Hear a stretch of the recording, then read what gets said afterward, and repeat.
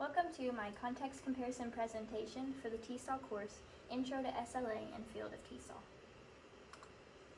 I have selected 10 different TESOL contexts in which English would be taught. Number 1, language institutes. Number 2, international schools. Number 3, universities and colleges. Number 4, businesses and corporations. Number 5, government programs. Number 6, nonprofit organizations. Number 7, private tutoring. Number 8, embassies and consulates. Number 9, online teaching programs. And number 10, summer camps and language immersion programs. Number 1, language institutes, involves teaching students of all levels and ages. There are a variety of courses that could be offered, ranging from general everyday use of English to specialized courses that are more for academic, business, or travel purposes. Some institutes offer certifications, such as the test of English as a foreign language. These courses are usually structured based on a curriculum that covers various aspects of language learning. Class sizes are often smaller due to the personalized approach that they take. The language instructors that language institutes hire are required to have a teaching certification in the state in which they teach. Any other education is determined by the institute. There are usually updated resources for instructors to utilize. This can look like classrooms being equipped with audiovisual equipment, libraries with an array of learning materials, and language labs for speaking and listening practices. Number 2, international schools usually have their own developed international curriculum that differs from the national curriculum where they are based. International schools are prepared to teach a variety of learners as they welcome a group of students that have a variety of linguistic and cultural backgrounds. English is usually the primary language, but sometimes they also offer bilingual programs or other language courses. Most international schools require educators to have a TEFL, Teaching English as a Foreign Language certification. Other education requirements are determined based on the school and the country. Number 3, universities and colleges. These institutions offer English language courses, especially for their international students, as part of their educational requirements. Requirements for teachers for college university teaching is at a minimum a degree in the field of which they plan to teach. The area of TESOL does not typically require a doctorate degree. The curriculum for college language courses is usually based on the 4 language skills, which is speaking, reading, listening, and writing. Class sizes can vary from large groups to smaller classes where there is a more individualized approach.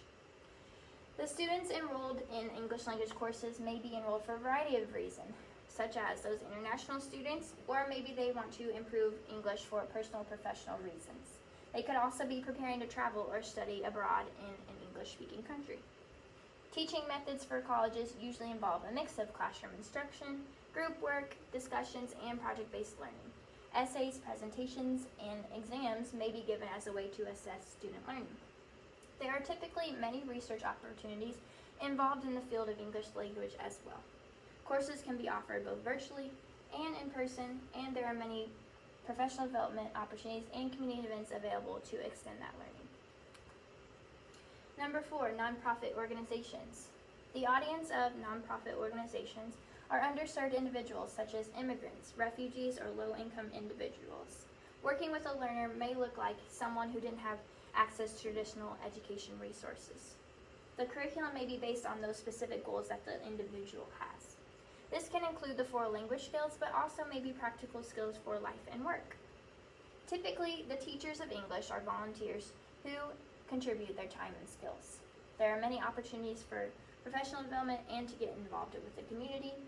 There may be limited resources because of the nature of the organization, so instructors may be required to develop their own lesson materials. It is very important to do that and to remind yourself to be inclusive and aware of all cultural backgrounds as you do that. Number 5, business and corporations. This TESOL context involves providing language training to professionals to improve their communication skills in a business setting. The target audience would be employees, managers, and executives who need to use English in their work, such as for meetings, presentations, or written communication. This curriculum is often designed based around the setting that would likely be in a business environment. It can also be specialized depending on a specific business's needs. Role-playing and simulations are often most effective in this context, and speaking and listening skills are usually the ones most highlighted because those are the most important for communication. Courses can be offered online and in person, but they're usually in person. Assessments usually match what is being taught, such as giving presentations or creating business reports. Context number 6, private tutoring. This is a personalized approach to teaching the English language. Lessons are tailored to the individual's needs. This approach is beneficial for the learner because it directly focuses on their struggles. A flexible schedule is needed to be a private English tutor. Sessions can be scheduled at different times that work best for both the teacher and the student. Tutors can provide immediate feedback and customized curriculum to best fit their learners' needs. The focused practice allows learners to improve quickly in their language skills. There is a more conversational practice which hits those skills of listening and speaking. Tutors can work with students to set goals and monitor their progress. Number 7 is government programs. These programs offer language instruction to a variety of language learners, often with specific proficiency goals. Government employees, military personnel, students, or members of the public are examples of people that would be enrolled in these programs. The curriculum is often designed around the goals that they are trying to achieve. Specific examples might be in business communication or academic English. There are different assessments that are used to determine that proficiency level or the placement in which they should be for which class. There may be cultural context integrated into the learning with the help of the community involvement. This can help the learners understand the cultural norms and practices through real-world applications. There may be technology used to supplement learning materials, and there can also be opportunities to collaborate with other government agencies or institutions. There are also often professional development opportunities that can be offered. Number 8, embassies and consulates. A job teaching English at an embassy would look like educating diplomats, administratives, and other personnel whose goal is to communicate effectively in their jobs. Curriculum would be tailored to the needs of the staff with emphasis on the vocabulary and skills necessary for diplomatic affairs. There would be different requirements for this job as an instructor would be employed by the government. The hiring and application process would be more thorough due to security reasons. There is a flexibility in delivery to meet the needs of the diverse individuals that would be in attendance. There could also be opportunities to teach English to locals in the community as part of the public efforts of the embassy. Context number 9 is summer camps and language immersion programs. Teaching at a summer camp would involve engaging activities, building teamwork skills, outdoor learning, language immersion, and creative approaches to teaching. The nature of summer camps are to be fun and engaging, which is what would be expected teaching English at one. The flexibility of the location and environment allows instruction to be planned with engaging activities that utilize the outdoors. There are a lot of opportunities to engage students and encourage them to interact with each other and build their language skills through the immersive experience. Number 10, online teaching platforms. The biggest advantage for teaching online is that it's available to everyone. There is also a flexibility that is needed regarding scheduling. There are a variety of platforms to choose from that offer different experiences, schedules, and materials and resources. English teachers would need access to technology and the internet. Lessons could be pre-recorded or live streamed depending on the nature of the course. Assessment and feedback may look different when teaching online, so teachers will need to create lessons that are engaging and keep students involved. That way we know they're motivated and focused. The two contexts that I have chosen to compare and contrast are international schools and businesses/corporations. Their first difference is their location.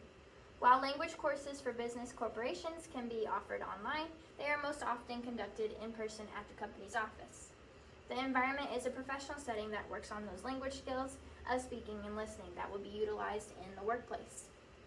Whereas international school language courses are usually taught on campus and foster a desire for more academic and diverse cultural environment. They also differ in their audiences.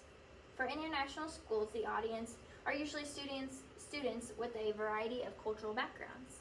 This can include students who are natives or students who are from other countries that are there for personal or professional reasons.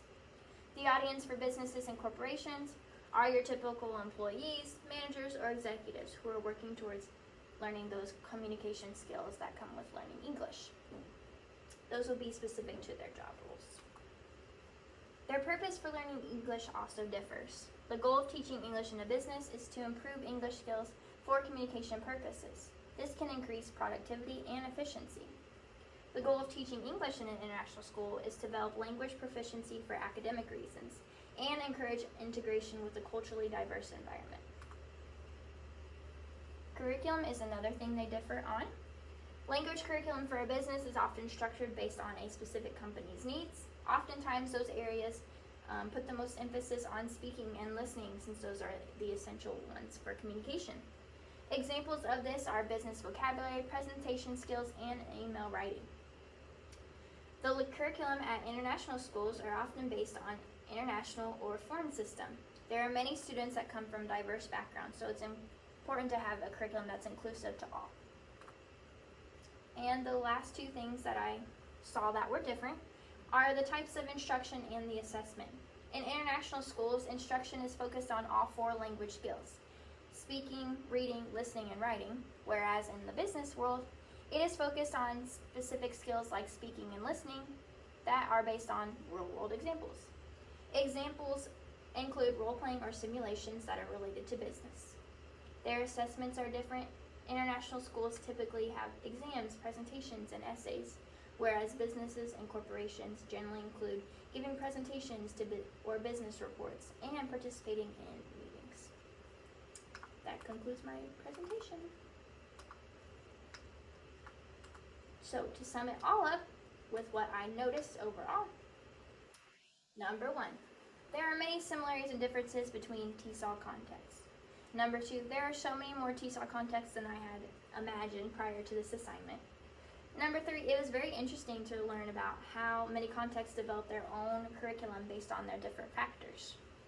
Number 4, class sizes vary, but it seemed that mostly there's a personalized approach to teaching English based on the students' needs. Number 5, I was very surprised to learn the different qualifications and requirements that are needed to teach English based on the location. I guess I assumed that there was more of a general guideline, but it depends on where they're at and who's more lenient. Number 6, there is such a high demand for English teachers that I can see why. I read that in one of your writings, I believe, that there's a lack of quality materials and quality teachers that are being hired. Number 7, there is a variety of working conditions for each of the contexts. Some offer more support than others. And number 8, there are many different purposes for which English language courses are taken even in the same context, which can look like academic, travel, personal, professional reasons. Thank you for listening to my presentation.